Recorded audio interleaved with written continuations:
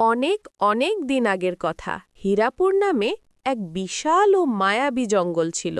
সেই জঙ্গলটি ছিল নানা রঙের ফুল ফল আর পাখির কলকাকলিতে মুখর। এই জঙ্গলেরই এক বিশেষ অংশে বাস করত চারজন পরম বন্ধু।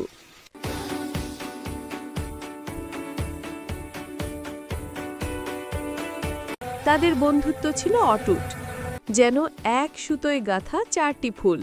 এই চার বন্ধু হল অসীম সাহসী বাঘ সুলতান, পাহাড়ের মতো শক্তিশালী হাতি বাহাদুর, মিশুক ও ভোজন রসিক ভাল্লুক জাম্বু এবং অত্যন্ত বুদ্ধিমান শিয়াল চতুর। দিনগুলো বেশ আনন্দেই কাটছিল, কিন্তু হঠাৎ এক বছর হীরাপুর জঙ্গলে নেমে এলো এক ভয়ানক খরা। আকাশ থেকে আগুনের মতো রোদ ঝরতে লাগলো। নদী নালা সব শুকিয়ে কাঠ, গাছে কোনো ফল নেই, পাতাগুলো সব হলুদ হয়ে ঝরে পড়ছে। বনের পশু পাখিরা খিদের জ্বালায় হাহাকার করতে লাগলো। একদিন চতুর শিয়াল বনের এক চিল বন্ধুর কাছ থেকে খবর পেল যে জঙ্গলের সীমানা ছাড়িয়ে অনেক দূরে যে নীল পাহাড় দেখা যায়, তার ওপারে স্বর্ণলতা উপত্যকা নামে এক গোপন জায়গা আছে। সেখানে নাকি 12 মাস ফলের সমারোহ থাকে এবং ঝর্ণা দিয়ে সুমিষ্ট পানি বয়। এই খবর শুনে সবাই আশায় বুক বাঁধল। কিন্তু সমস্যা একটাই, নীল পাহাড়ে যাওয়ার পথটি অত্যন্ত দুর্গম, ভয়ঙ্কর এবং বিপদে ভরা। কিন্তু পেটের ক্ষুধা আর বাঁচার অদম্য ইচ্ছায় চার বন্ধু প্রতিজ্ঞা করল, যত বাধাই আসুক তারা একসাথে সেই উপত্যকায় যাবেই। পরদিন খুব ভোরে সূর্যের আলো ফোটার আগেই তারা যাত্রা শুরু করল। শুরুতে পথটি সমতল হলেও বনের সীমানা পার হতেই তারা এসে পড়ল এক ভয়ানক কাঁটার জঙ্গলের সামনে। মাইলের পর মাইল জুড়ে শুধু ধারালো কাঁটা আর বিষাক্ত লতার ঝোপ। সেখানে পা ফেলার মতো কোনো জায়গাই নেই। বিশাল দেহী হাতি বাহাদুর হতাশ হয়ে দাঁড়িয়ে পড়ল।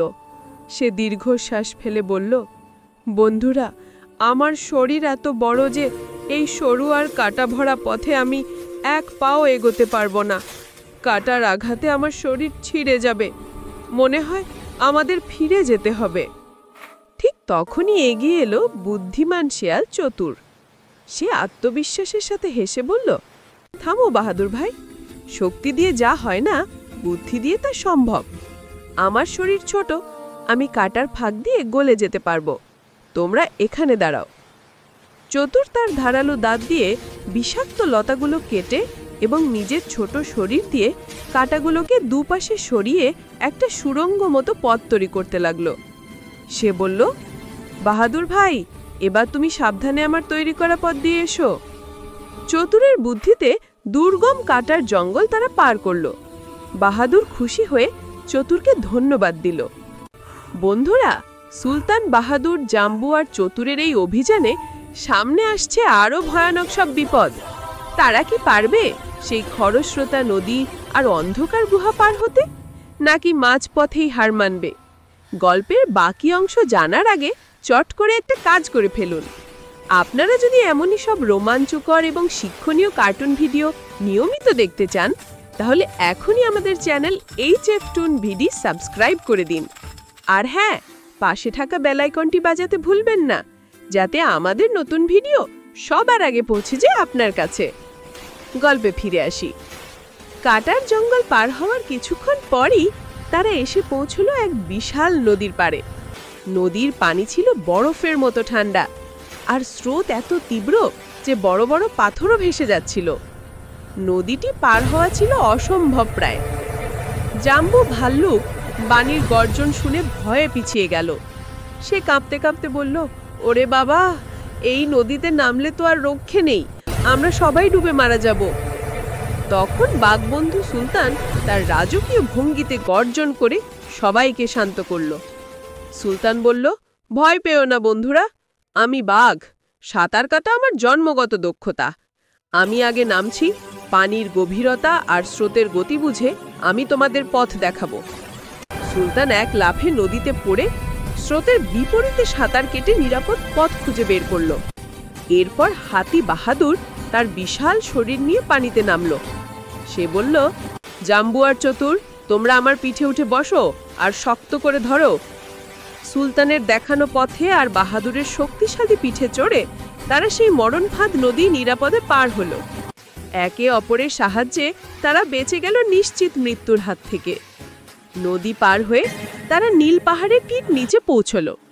কিন্তু স্বর্ণলতা উপত্যকায় ঢোকার একমাত্র পথ হলো পাহাড়ের নিচে দিয়ে যাওয়া এক অন্ধকার সুড়ঙ্গ বা গুহা। গুহার ভেতরটা ছিল ঘুটঘুটে অন্ধকার, আর সেখান থেকে আসছিল অদ্ভুত সব ভয়ঙ্কর শব্দ। মনে হচ্ছিল ভেতরে কোনো দানব লুকিয়ে আছে। সবাই একটু থমকে গেল। এবার এগিয়ে এলো ভোজন রসিক ভাল্লুক জাম্বু। সে বলল, এত দূর এসে আমরা হার মানব না। অন্ধকারে দেখার ক্ষমতা হয়তো আমার কম, কিন্তু আমার ঘ্রাণ শক্তি আর গায়ের জোর অনেক। আমি সামনে থাকব। যদি কোনো বিপদ আসে, আমার এক থাপ্পড় আর বর্জনেই সব পালাবে। জাম্বু বুক চিতিয়ে সামনে চলতে লাগলো। তার পিছনে সুলতান, তারপর চতুর আর শেষে বাহাদুর। গুহার ভেতরে থাকা হাজার হাজার বাদুড় আর বিষাক্ত পোকা জাম্বুর ভয়ঙ্কর গর্জন শুনে ভয়ে পালিয়ে গেল। জাম্বুর সাহসে ভর করে তারা সেই ভুতুরে গুহা পার হয় আলোর মুখ দেখল। গুহা থেকে বের হতেই তাদের চোখ ধাঁধিয়ে গেল। তাদের সামনেই সেই স্বপ্নের স্বর্ণলতা উপত্যকা। গাছে গাছে পেকে আছে লাল টুকটুকে আম, কাঁঠাল আর জাম। বড় বড় মৌচাক থেকে ফোঁটায় ফোঁটায় মধু ঝরছে। ঝর্ণার পানি হীরের মতো চকচক করছে। চার বন্ধুরার আনন্দ ধরে না। তারা ছুটে গেল খাবারের দিকে। জাম্বু পুরো একটা মৌচাক পেরে মধু খেতে শুরু করলো। বাহাদুর তার সুর দিয়ে পেরে আনলো কচি কলাপাতা আর আখের রস। সুলতান আর চতুরও তাদের পছন্দের খাবার খুঁজে নিল।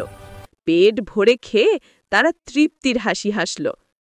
খাওয়া শেষে সুলতান গম্ভীর স্বরে বলল, বন্ধুরা, একবার ভেবে দেখো, আজ যদি আমরা একা আসতাম তাহলে কি হতো? চতুর না থাকলে কাটার জঙ্গলে আমি আর বাহাদুর আটকে যেতাম। বাহাদুর না থাকলে নদী পার হতে জাম্বু আর চতুর ভেসে যেত। আর জাম্বু না থাকলে গুহার অন্ধকারে আমরা হয়তো সাহসী পেতাম না। বাহাদুর মাথা নেড়ে বলল, ঠিক বলেছ সুলতান, আমাদের প্রত্যেকের আলাদা আলাদা শক্তি আছে, কিন্তু আজ আমরা জিতেছি কারণ আমরা সেই শক্তিগুলোকে একসাথে ব্যবহার করেছি। চার বন্ধু আনন্দ মনে প্রচুর খাবার সংগ্রহ করে আবার হীরাপুর জঙ্গলে ফিরে এলো। তাদের এই দুঃসাহসিক অভিযানের গল্প পুরো জঙ্গলে ছড়িয়ে পড়ল।